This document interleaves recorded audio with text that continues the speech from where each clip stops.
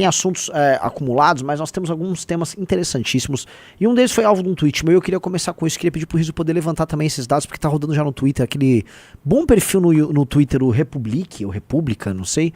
Ele mandou um interessante, que saiu uma pesquisa da CNT, já com o Gustavo Lima candidato a presidente, tá? Ô, louco. E eu fiz um tweet, há coisa de alguns dias, comentando isso. Falei, gente, para nós que teremos candidato a presidente no ano de 2026, é muito bom que a direita bolsonarista tenha abraçado o Milei.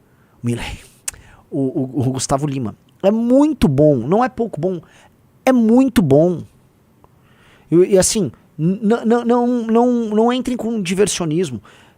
Se o seu adversário está querendo errar, deixa errar. O bolsonarismo é o nosso concorrente direto dentro do campo da direita. O bolsonarismo não tem nada a propor, absolutamente nada a propor. Ele simplesmente trabalha com sentimentos, sensações e vínculos com determinados setores. É um vínculo identitário. O eleitor bolsonarista, em grande medida, vota com identidade, né? Ele abraçou o Marçal nas eleições municipais. E agora ele está abraçando o Gustavo Lima. Nós estamos propondo, assim, nós vamos fazer algo diferente. Nós queremos algo diferente. E nós queremos chegando nas eleições. Chegar abalando, fazendo um trabalho bom, participar de debate. Queremos disputar a eleição. Queremos ir com um candidato para fazer barulho, mas não só, olha, brilhão. Não. Ninguém entra em eleição para perder. Mesmo você começando, não tenho tempo de TV. Ninguém entra em nada para perder. Na vida não entra em nada para perder. Faça o seu melhor e espere o melhor. Prepare-se para o pior também, mas faça sempre o seu melhor. Dito isso, eu tô, assim, achando maravilhoso que a gente vai concorrer com o Gustavo Lima. E assim, cheirinho de Gustavo Lima onde, senhor Rizzo? União? É sempre União. É sempre União Bostil. É sempre nesse partido, né? E é muito legal que ele esvazia o Marçal e esvazia o bolsonarismo. E aí entra uma coisa, né? Como é que é? A história se repete, primeiro como tragédia, depois como farsa, e entendendo a farsa como comédia. Farsa é comédia, é um gênero, né? Então, o que foi com o Marçal já é com o Gustavo Lima. Vocês entendem? Houve o Bolsonaro. Aí você fura a casca do Bolsonaro com o Marçal. De repente a porteira foi aberta. Aí quem disse que é o Marçal que vai ficar lá? Já entrou o Gustavo Lima. Então, deixem eles errar, deixem que eles se fragmentem. Você tá com a pesquisa aí? Não achei. CNT? Não, vai lá no próprio Twitter, procura um perfil que chama Republic. Republic Bra? Republic, uma coisa, esse Republic aí. Aqui, não, aquele preto ali. Não. Vai sair hoje? Senhor do céu, Rizzo, você tá meio mongo. Não, filho, eu vou procurar o tweet do cara. Pronto, você achar o perfil. Achou o perfil, é só descer pra achar o post. Mas não é de alguns dias atrás? Devagar, vamos devagar. É de quando, Renan? Cara, deve ser de hoje, de ontem. Aqui, ó. Aê, garoto. Na sua velocidade. Aí que começou. Olha lá, vamos lá. Em primeira pesquisa presidencial com Gustavo Lima, a cantora aparece em segundo colocado, atrás de Lula. E aí Lula lidera com 33%. Quem são os 33% do Lula, meus amigos? É aquele eleitor mais pobre do Nordeste, mulheres pobres também em centros urbanos, tá? Recall, começar com 33% pro Lula é baixo. Falei a real aqui, Rizzo. Começar com 33% pro Lula é baixo, sintomático de um governo que não rolou. Não é um governo definitivamente que deu certo, né? Vamos combinar. Gustavo Lima com 20%, puta que pariu, eu queria ver os dados quebrados dessa pesquisa. Eu queria ver. Não sei se é uma pesquisa encomendada, se o próprio Gustavo Lima foi, comprou a pesquisa e tacou aí, né? Terceiro lugar, Tarcísio de Freitas com 16 e quarto lugar, Pablo Marçal com 8. O que eu vou colocar aqui que eu acho interessante? Perceba, senhor Rafael Almeida Rizzo, que certo tipo de eleitor que comunga do goianistão, que o Pablo Marçal pegava, ele já foi pro Gustavo Lima. Sim. O Gustavo Lima esvazia o Pablo Marçal. Não é o Pablo Marçal que esvazia o Gustavo Lima. E se você soma Gustavo Lima, Pablo Marçal e Tarcísio de Freitas, tem 36, 44, 45 ponto alguma coisa aí por cento, né? O que eu quero dizer com isso? Tá? O antipetismo está sendo levado e provavelmente o Gustavo Lima, tô chutando aqui, ele leva alguns eleitores do próprio Lula desavisados. Um tipo de eleitor que não é politizado, que gosta e fala, eu gosto do Gustavo Lima. Tanto que O Gustavo Lima, ele veio a público e falou o seguinte, você chegou a ver essa declaração? Não vi. Quero conversar com o Lula e com o Bolsonaro. Eita. Porque ele quer, no fundo... Leia o que eu estou falando aqui. Quero eleitores do Lula e do Bolsonaro. A terceira via, tá? Do tal do centro, é uma terceira via que funciona com um cara desses. Isso me lembra muito aquela pré-candidatura que não saiu do papel, o número 20, do Silvio Santos no ano de 1989. O Silvio botou uma pré-candidatura na mesa e ele pegava todo tipo de eleitor. O Gustavo Lima pega todo tipo de eleitor. E aí ele, vamos dizer, entusiasticamente serve como opção, aí sim, para uma facção política que é o bolsonarismo, que já contou com o apoio do Gustavo Lima, em termos eleitorais, e que quer estar próximo dele, dado que é uma intersecção de público, e até em termos de estética e linguagem entre a direita brasileira e o universo do sertanejo. Existe essa intersecção muito clara, tá? Eu acho muito engraçada essa matéria da CNN, e assim, estou só dando risada, eu acho essa história toda maravilhosa. Bolsonaro e Caiado veem traição de Gustavo Lima em candidatura ao Planalto. Ao ex-presidente, cantor deixou o nome à disposição para o Senado, dizem aliados. E é o seguinte, o Bolsonaro achou que é uma traição e o Caiado também. Você sabe por quê? Caiado e Bolsonaro são amigos e aliados de Gustavo Lima. Caiado e Bolsonaro são amigos e aliados dele. Ele, se não me engano, chegou a fazer campanha pros dois, tá? E aí agora, plum, eles se colocam no jogo? Puta, isso aí, ó. Isso aí na política é traição. Só que aí, meu amigo, o senhor Rafael Almeida Riso, qual é o gênero musical do senhor Gustavo Lima? Sertanejo. Que é conhecido como música de... Sertanejo é música de... Corno. E corno é alguém que sofreu uma... Traição. Logo... Bolsonaro é sertanejo. Né? Então, faz todo sentido um cara que trabalha com isso trair, né? Acho que não tem nada descontextualizado aí. Acho que o Gustavo Lima tá bem inserido nesse contexto. Então, é do game. É do game dentre eles, claro, né? Eu também vi, né, um dos caras, né? É um sujeito assim, quando alguém leva esse sujeitinho a sério, porque já perdeu tudo na vida. Nicolas Ferreira, endossando...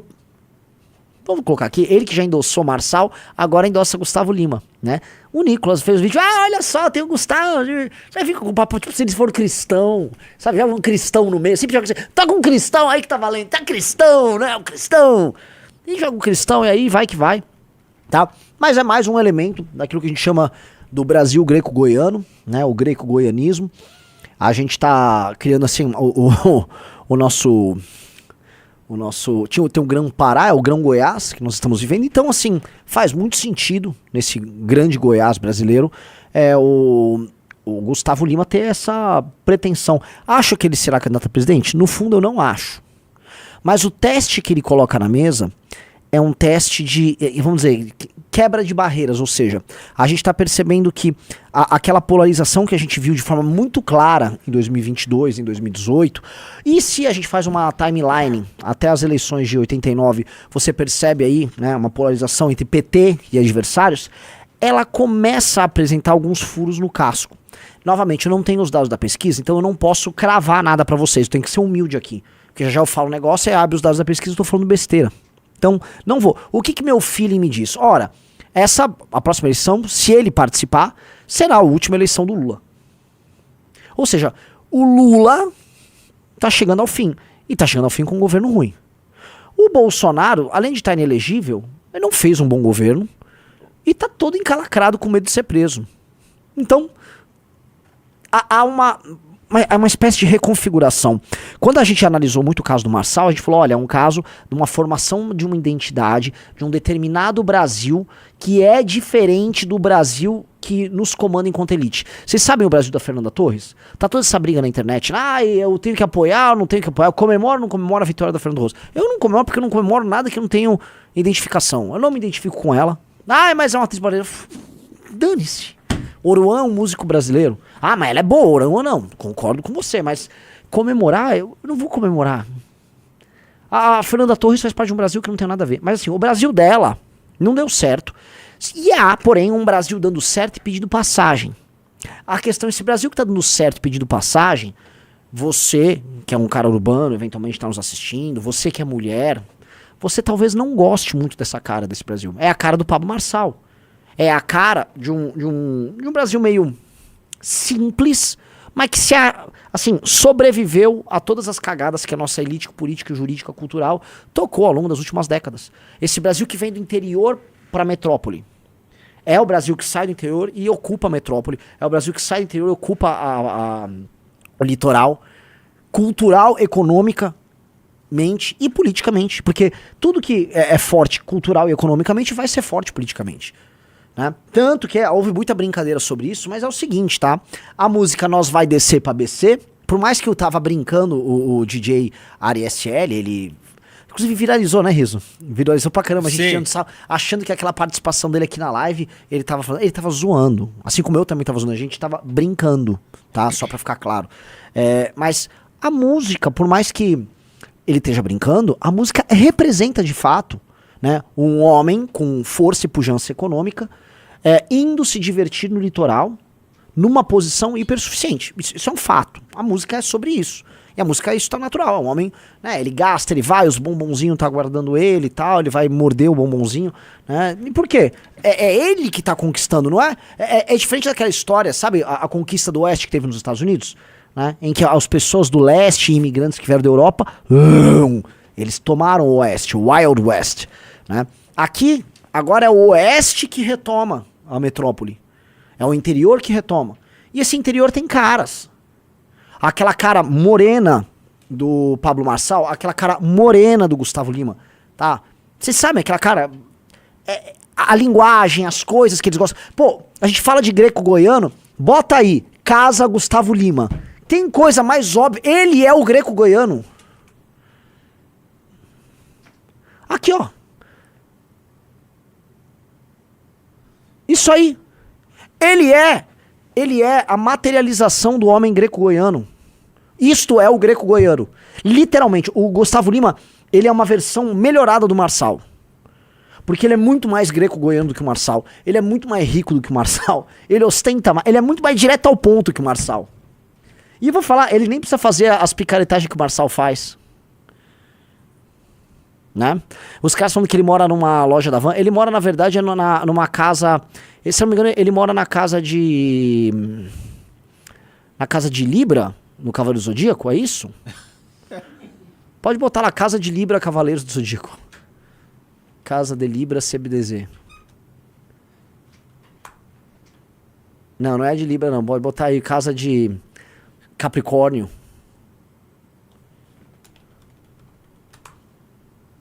Olha aí, ó, Casa de Capricórnio. Tá aí, ó, o Gustavo Lima ali, ó. É essa aí. Né?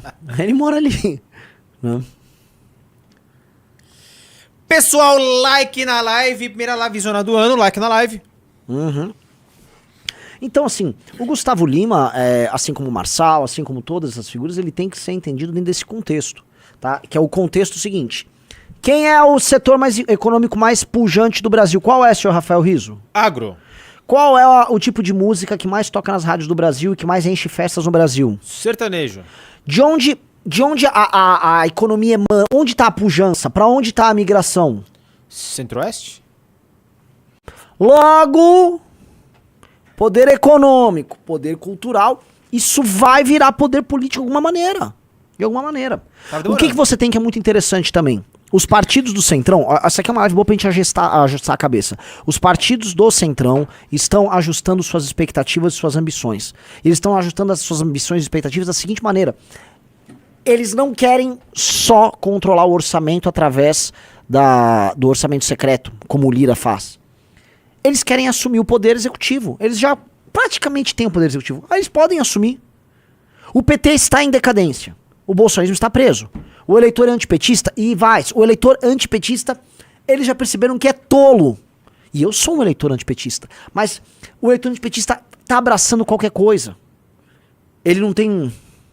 Por isso que eu falo que o nosso projeto é geracional. Porque pra você ter um projeto político sério, você vai ter que montar uma turma, essa turma vai criar um bloco, aí esse bloco influencia os outros. Mas isso leva tempo. Não é agora. Entendeu? Por isso que eu falo que nosso projeto não é pra agora. E a coisa mais honesta a falar pra vocês é: nosso projeto não é pra agora, agorinha. Entendeu? Agorinha nós vamos enxergar os erros dos outros e vamos disputar. Vai que dê certo. Entendeu? Vamos fazer o nosso melhor. Mas assim, a gente não vai vender o futuro pra ter um presente agora. Ninguém vai fazer isso. Dito isso, O antipetismo confuso, que compra um Marçal, que compra qualquer coisa, compra um Gustavo Lima aí. E aí vamos voltar para aquele cenário eleitoral. Veja como uma figura como o Tarcísio é uma figura fraca eleitoralmente. O Tarcísio é absolutamente dependente, tá, da figura do Bolsonaro. E se a figura do Bolsonaro não é colocada à baila, o eleitor do Bolsonaro sai tomando suas decisões.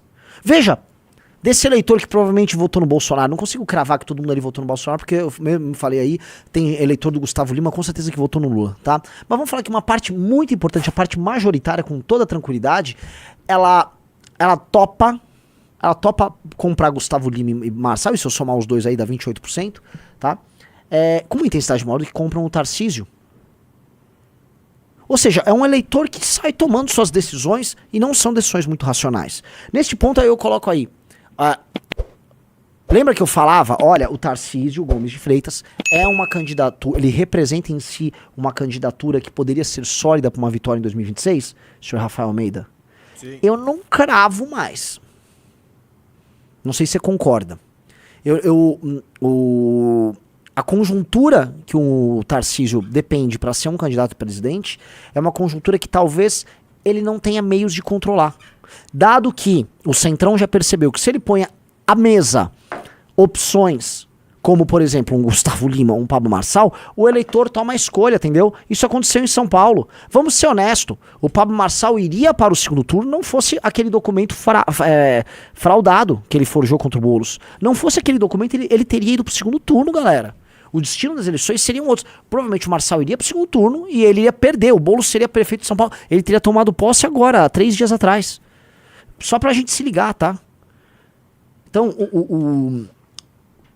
o Nunes e o Tarcísio ficam parecidos nisso aí, tá? Eles se parecem nesse desenho. E eu acho que o bolsonarismo, e a relação bolsonarismo-Tarcísio já não tá das melhores já há certo tempo. Então, não sei, cara. Assim, eu acho a posição eleitoral dele pra 26 é uma posição que tá fragilizada, dado que nem o Bolsonaro mais consegue controlar. Digite vocês entenderam o que eu tô falando. Nem o Bolsonaro mais consegue controlar, tá? A série de eventos que novos candidatos que acenam para esse eleitor geram ali no antipetismo. Vocês entenderam? Você entendeu isso ou não foi claro? Entendeu, sim. Entendeu? Ou seja, um Marçal fala, uai, sou, vou ser candidato sim, uai.